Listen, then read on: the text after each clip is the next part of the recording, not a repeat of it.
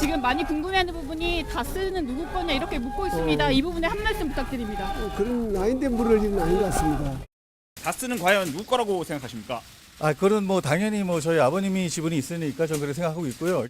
다스의 지분 일부가 이전 대통령 것이라고 인정하셨는데 맞습니까?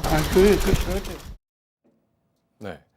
이제 법원이 이명박 전 대통령의 것이다, 다스가 그렇게 판결을 내렸기 때문에 이게 나중에 향후에 이상은 현 회장하고 이명박 전 대통령하고 형제 간에 소유권 분쟁이 있을 수 있다. 그렇죠. 그런 주장인데요.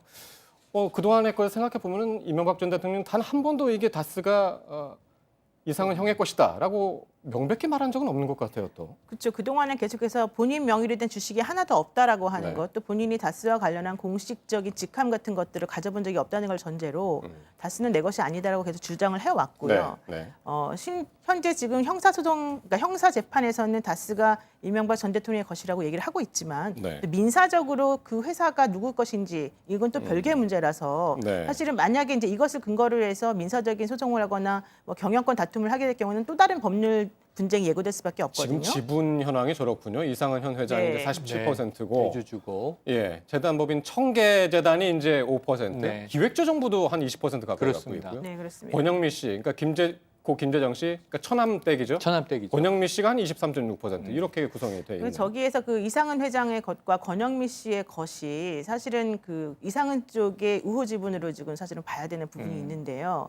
이제 문제는 만약에 민사적으로 다툼을 벌여서 저 다스에 대한 소유권을 가져오고 싶다라고 한다면 네. 차명으로 돼 있다고 이제 우리가 알아왔던 그런 여러 가지 주식들에 대해서 네. 어떤 식으로 판단받을지가 이제 문제가 되고요. 네. 더 중요한 건 아까 사실 항소의 이익이 있냐 없냐를 말씀하셨을 때 잠깐 제가 언급하고 싶었던 건 뭐냐면 사실 우리나라 대법원 전원합의체에서 그동안의 주식과 관련된 그 판결을 좀 바꾼 게 하나가 있습니다. 예전에는 그 주식회사와 관련돼서는 차명 주식도 인정을 했었기 때문에 네. 비록 명의는 다른 사람 걸로 돼 있지만 돈을 내가 냈다라고 하면 내 것이다라고 하는 게 그동안 판례 태도였어요. 네. 그랬는데 작년인가 재작년에 대법원에서 전원합의체 판결이 나오면서 네. 명의가 형식적으로 누구 이름으로 되어 있느냐가 중요하다. 그러니까 돈을 누가 냈는지에 대해서보다는 명의가 명의자가 중요하다? 그렇기 때문에 명의자가 주인이다라는 판결 내린 적이 있어요. 물론 그건 민사소송이기 때문에 이번 거가 다릅니다만은 네. 만약에 그 판결이 유지가 된다라고 한다면 이명박 전 대통령이 취할 행동은 두 가지가 됩니다. 하나는 항소심에서 저 논리를 가져다가 차용해서 쓰는 거예요.